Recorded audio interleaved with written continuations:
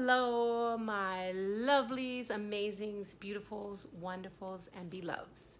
Thank you for joining me on 8. I am Maggie, and I am Maggie, and I appreciate you supporting my channel. Now, if you're watching these videos as they're being posted, today's Halloween, and I would like to wish you a happy Halloween, and I hope you're having a great time. Now, what we've been working on in the channel is this beautiful book, Excuses Be Gone by Dr. Dyer. And why are we doing this? Because it is a book on how to change lifelong self-defeating thinking habits. So if you pick up even one tool from this, it could change your life or the lives of those around you. And since we're game changers, we're all about it.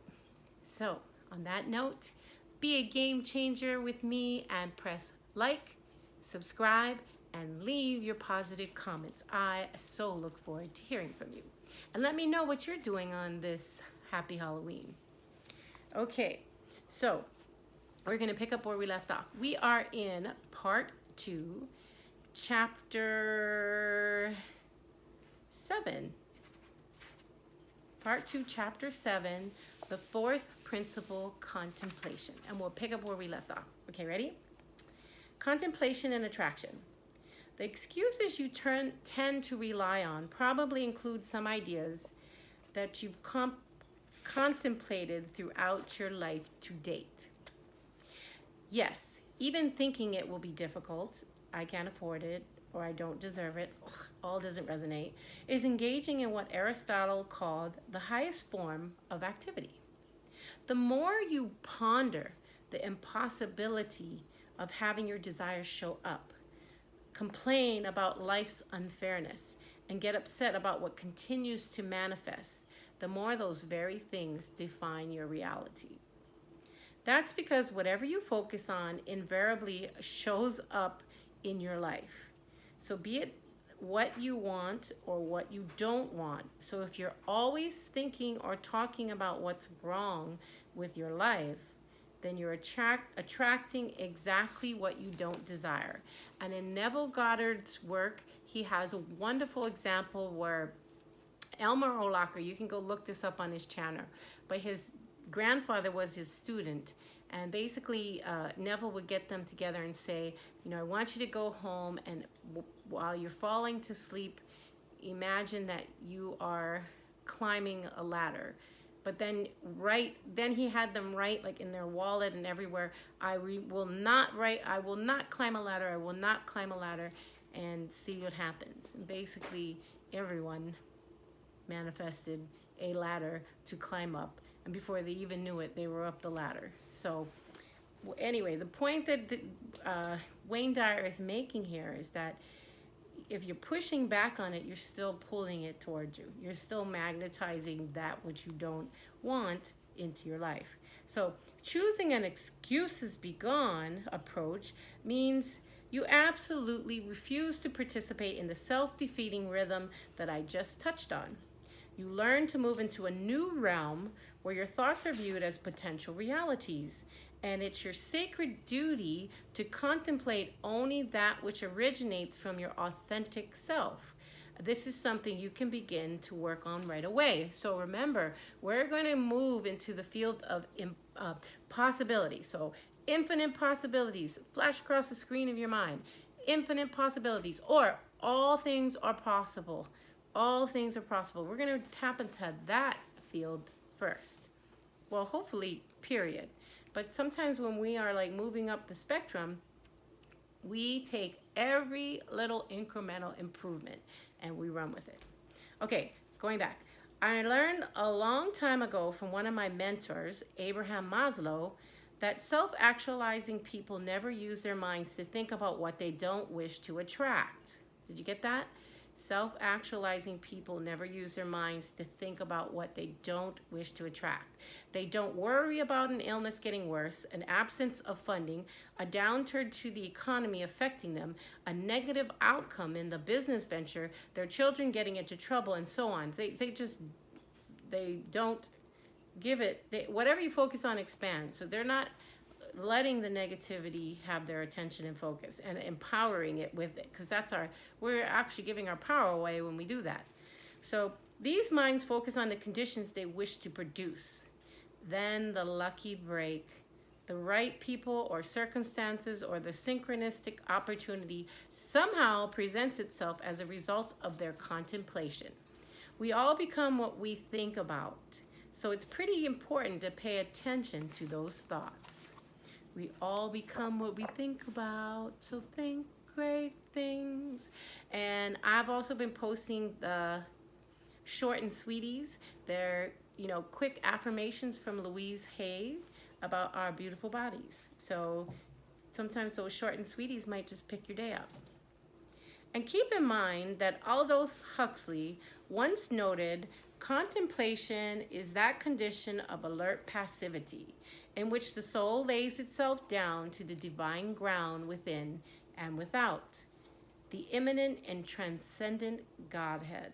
Oh, that was beautiful. Okay, so keep in mind that Aldous Huxley once noted, contemplation is that condition of alert passivity in which the soul lays itself open to the divine ground within and without, an immanent and transcendent Godhead.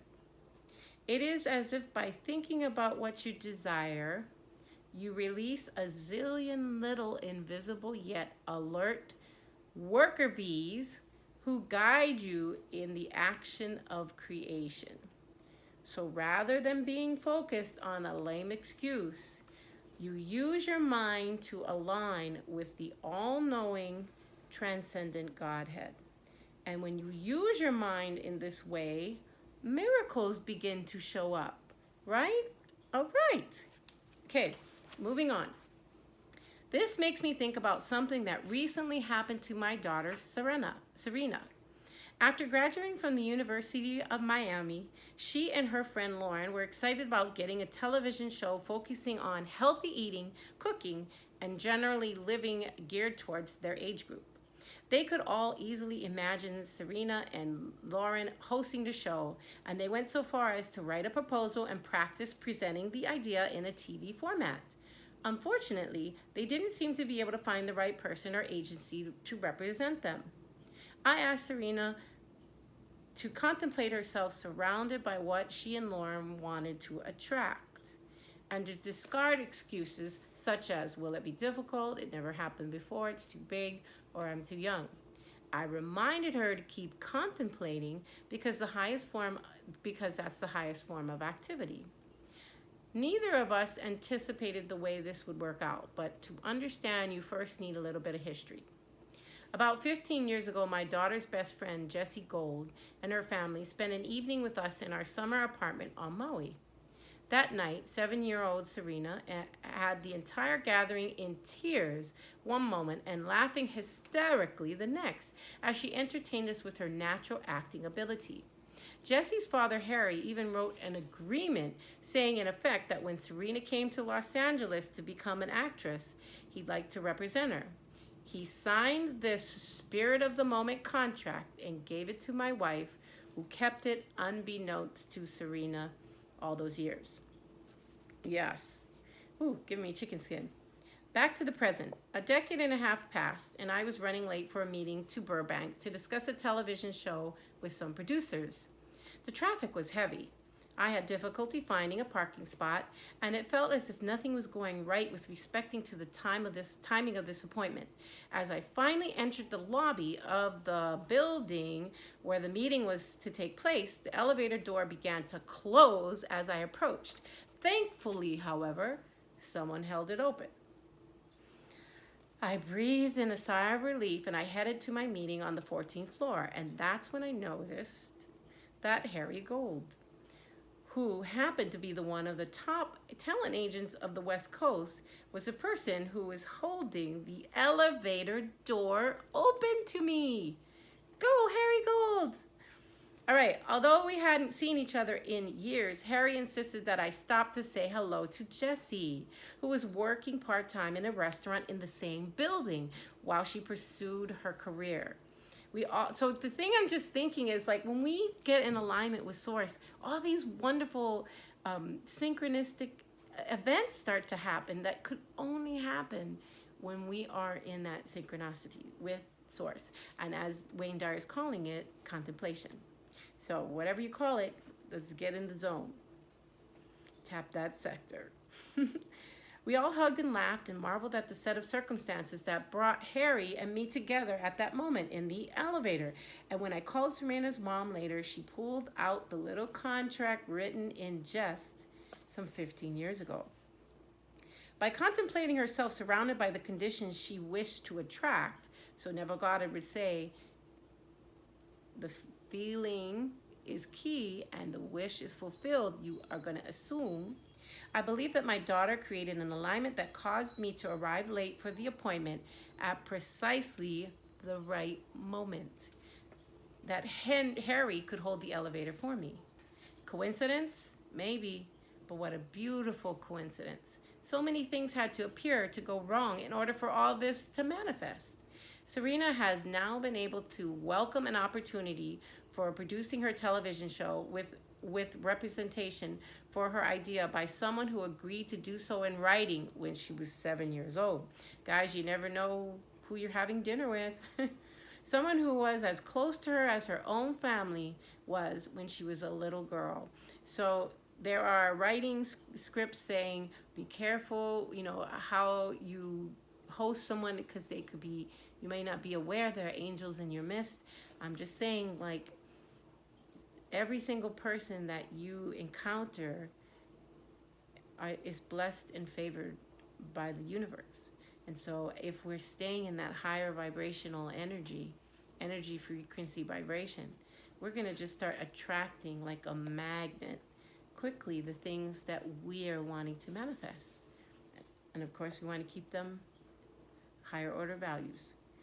We are game changers, we are light keepers, and we are the lovers. Okay, I am not the least bit concerned about the outcome of Serena's adventure. The point is that when you engage in the act of active contemplation, you set in motion a powerful force. You allow yourself to be lived by the great universal mind, or the Tao. I have no doubt that my daughter continues her contemplative inner work, eschewing my excuse patterns and keeping all her mental activity on what she intends to manifest. She'll see this kind of occurrence showing up regularly, and so will you. So when she does what she does with this, and where it will go, are all wrapped up in what she continues to contemplate. So we've joked about this before, but it's not a joke. Josiah Bryant from the School of Imagination says, imagine wisely. So if it was Wayne Dyer, he would be saying, contemplate wisely, because we are manifesting. Okay, thank you so much for joining me. I so appreciate your support. I hope you are having the happiest Halloween ever. And thank you for joining me. Hit that like, hit subscribe, leave your positive comments. And I am working to post each day. So if YouTube isn't posting up the videos, please search for me and watch the videos, because we are walking these books out, and it's going to be a good time. Thank you so much for joining me, and you know what's next. Peace in, peace out.